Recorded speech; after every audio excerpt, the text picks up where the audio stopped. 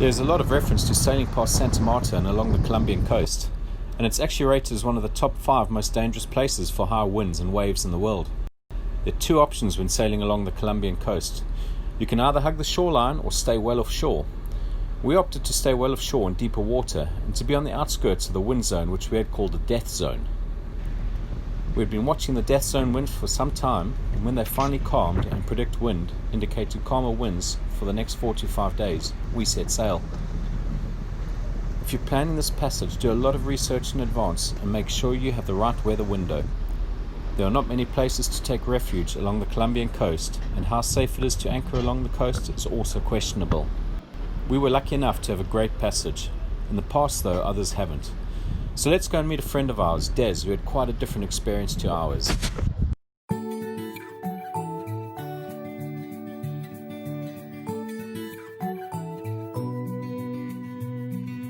If I had 1,000 tongues, I would sing with everyone. Voices like a mountain song, sing you are my only one. Oh my, oh my, oh my days, life is wonderful. Alright, so this is the man himself, Des, whipping up a storm here in his galley. Yes. And we're actually here to talk to him about storms as it goes. Look at those prawns he's got. Storm and prawns. Storm and prawns, yeah. So we're going to talk to Des about his experience that he had sailing down here directly from Sint Maarten. From Sint Maarten via Colombia to here. To here, Panama. okay. So we'll wait for him to get comfortable and then we're going to crack on. Okay, cool. Leaving Tell us what happened. How did you plan for the trip? What did you look at the weather? Oh, of course. What was the weather? What was the weather telling you? It was going to be heaven. Maybe we a are little bit of careful yachties. Yeah, just checking. Yeah. and so, yeah, the wind said 25 gusting up to 30. Fine, perfect. Let's go. Yeah. And there were what, 2 of you on board? There were 2 of us on board. Yeah. I'm normally a solo sailor, Yeah. but this particular time I thought, let me take a guy because he wanted to come to Panama, and it was a 10-day, 8-day, 10-day sail. So Which is not too long with somebody else on board. That's If you're a it's solo fine. sailor. Yeah. Let's go. And when we chatted, he said, okay, we examined the weather forecast together, 25 gusting up to 30. And Des, we've got to be careful of around the Sint Maarten point. Yeah. The northern... The death zone. the peninsula that... Yeah. Yes, that's out. The death zone. So he said, please, whatever you do, take a wide berth. I said, fine, I got it, I'll do it. That was enough research for me. I should have done more. I should have done more research. So we left, things were fine. We got our 25 knots and sometimes 30 knots, that was fine. The first three and a half days, perfect, beautiful. Yeah. We were averaging 6.5 knots on this guy. She's fast, she's beautiful. Yeah. Oh, lovely lines. Narrow beam, Yeah. 3.6 meters and going.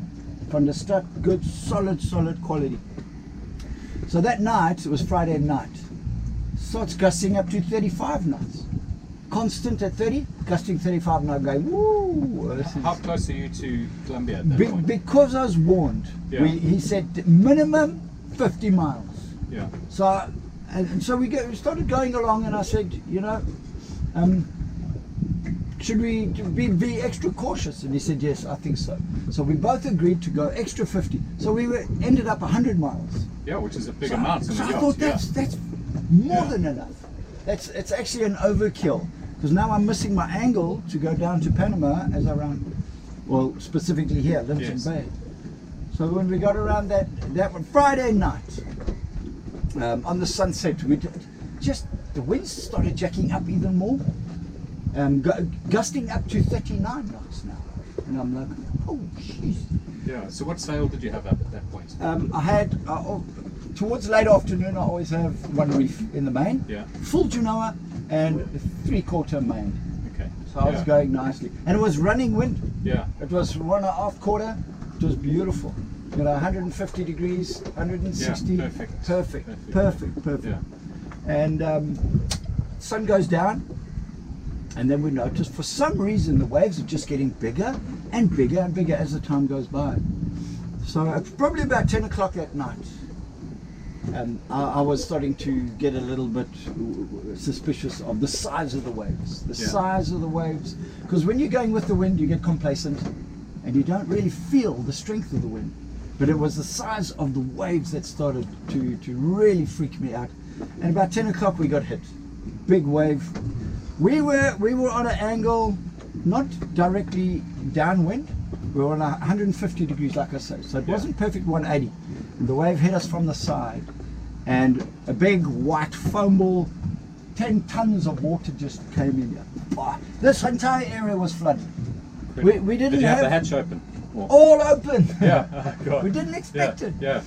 So we had this deluge of water straight down, and that just freaked me out. Jean-Marie was behind the helm, and it was difficult to see what was going on out there because of the night time. And immediately I was like, okay, life jackets on, let's get the EPIRB ready. And I walked down there, I was ankle deep in water. Jeez. And I opened the battery bank, and the water was halfway up to the batteries because my battery bank stepped down a little bit. Yeah. So I thought, oh, and then boom, no autopilot. Autopilot's off, it's gone. Oh, so we God. had no, luckily enough, we had GPS, the chart plotter, Yeah. and wind. But the autopilot went. Gone. Just been working too hard. Or did you discover something else I later? found after I got here safe Yeah. and sound 4 days later. So that night none of us slept. We just stayed awake. And then the next morning, I remember just on sunrise, we fought those waves all night long, keeping our back to the waves. And I woke. Jean-Marie went to sleep for like 30 minutes in the morning, and then we had a shift change, and I started to look. And now it's starting to get clear, and we just saw these huge giants starting to form parallel lines. marching Giants coming through, like a new wave, a new energy just bursting. And we looked at this, we thought, oh my God, this is serious. Yeah. This is very serious. So what sort of height would you put those waves at? 45 feet, Yeah. because my mast is 18 meters, and when we disappeared into the trough, we were gone. Yeah. Gone. It was quiet. There was no wind in the trough. We come up and All hell's breaking loose. You're on It's white water all of a sudden. 35 knots, gusting 40, gusting Yeah. 40, gusting 40. And it was just madness, man. I got a speed here. Okay, as the waves are coming, long lines, parallel waves, we're going that way because of Panama. Costa Rica's there. So we had to run down the waves. And as soon as we escaped the swell, we'd kind of do a bottom turn. Yeah. Luckily the wind was in our favor, and we would turn along the long line of waves. So we were almost surfing these giants, running down, catching, bottom turn, looking. Jean-Marie had his back, and he was saying, coming, big wave coming. And I'd have to rectify it. And there was one particular wave that it crashed on the stern, and it lifted up the whole boat at the back, and I thought we were going to pitch pole. I thought our nose was going to go in the water. But luckily for the designer, I don't know if you've seen it, the bow is very raised. Yes. Yeah. So we surfed that wave. I remember holding on for dear life. I thought, this is it. It's going to pitch us and roll us. And as we were going down, white water all over. To our left, to our right, inside here again, sopping wet. And it lifted us up and propelled us forward like 23 knots. 23 That's knots. incredible, eh? 23 knots. That's the record. I trust you have a photograph. Yes. I'll send you the photograph. Okay. It's wow. still there. Yeah. Oh, And awesome. that was the Saturday. And Throughout that day, Saturday was exact all the way. The whole until sunset, until 8 o'clock at night. It was those huge waves, surfing. And as soon as one gets too close to us, you turn your bump Yeah. and you ride it like that. There's no other way. Yeah. There's no other way to You escape. find what's comfortable for the boat, and you just have to. You just keep doing that. Yeah. You've got to get out of it, even if you're heading away from your destination. There were some times where we had to go over the wave because the shoulder gets smaller. Yeah. Here's the apex, here's the A-frame. Yeah. So we would run down, go to the side, and then hop over and then we'd be ready for the next one. the next parallel Yes, line, yeah. because they came in their formations and their sets, but gigantic. I reckon that the biggest was about 60 foot, and the average was about 45 foot for that Saturday morning to Saturday night. That particular day. Now it was directly off Sint Maarten, directly off Yeah. the death zone. The death zone. So death. you carried on through that, and you came directly here, did you? Or did Just, you yeah, we had to follow Colombia. So at that stage we ran parallel to the coastline. Yeah. Because the waves after Sunday morning they started getting better and better and better. Sunday midday we could breathe. We could say. Yeah, that must have been a huge relief. No sleeping. Yeah. No sleeping. No autopilot. 2 people. We had sometimes 30 minutes. When an hour was too much for us, we were passing out. We were becoming delusional. Well, it's mental exhaustion, isn't it, as well? You know, it's not just, it's everything. It's proper fatigue, that. Huge fatigue. Yeah. Huge fatigue. Incredible. And what other things broke on the boat? Anything apart from the autopilot? Any damage to the sails? Anything like that? Okay, we tried to put out lines, 100 meters polyprop, nice 18 mil, with buoys to slow us down. Yeah. It helped. It helped a little bit because it slowed us down considerably. But then we lost that. It served its purpose in the beginning, but in the end, that was Friday afternoon, Friday night. Saturday, it was too dangerous. What would you do? I mean, what would you do differently now if you were to encounter those conditions again? Is there anything you would change? Nothing. What we did was exactly right, I believe. Do not try and go alongside the waves. Luckily, being a mono, we run straight down. When the dangers, you keep the boat perpendicular to the wave, and it cannot flip the boat because it's only got a small surface area of impact on the stern. Yeah. So and you're running away. So you it's the waves catching up to you slowly. Yeah. And then, unless it's big giants, they lift you up and propel you. I wouldn't change a thing. I think what we did was perfect.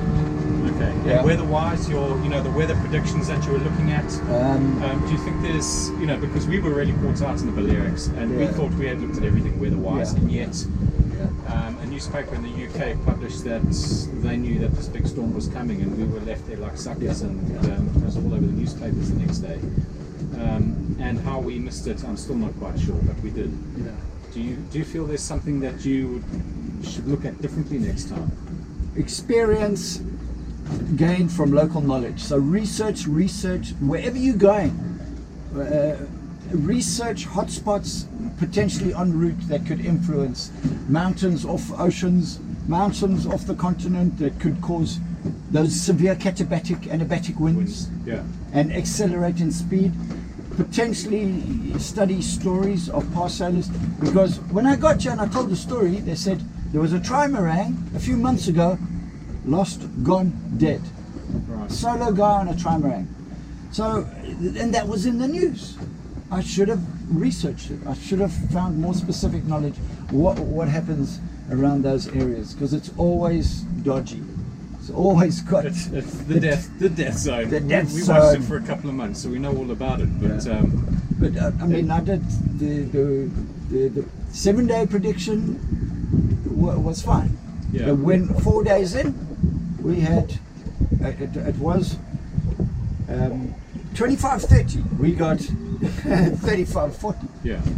So but it's those big ejector. swells that make it worse, Yeah, sea state is an important thing. The sea state, I mean, you can handle any wind really, but it's the waves with the wind that compound the safety factors. And I prayed a lot, and your prayers were answered, obviously. I got my wife to pray. Yeah. Jean-Marie was not even a Christian, and he was like, okay, it's time to pray. Oh, fantastic. Yeah, so you have a convert as well then. Yeah. So, amazing. So I was really scared. I mean, whoever goes through that and tells you, oh no, I was calm and I handled it like a man, I don't really believe that. But with that intense fear comes a certain calm and responsibility. It's not as if, oh, I want to run away or anything. You become super in tune and perceptive, almost like a hunter, almost forensic to spot where the dangers are. You analyze the wave. Got to be so focused. Where it peaks in the apex.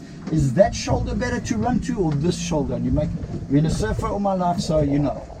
You either turn left on the wave or right on the wave to get the best shoulder. You want to avoid the crashing effect.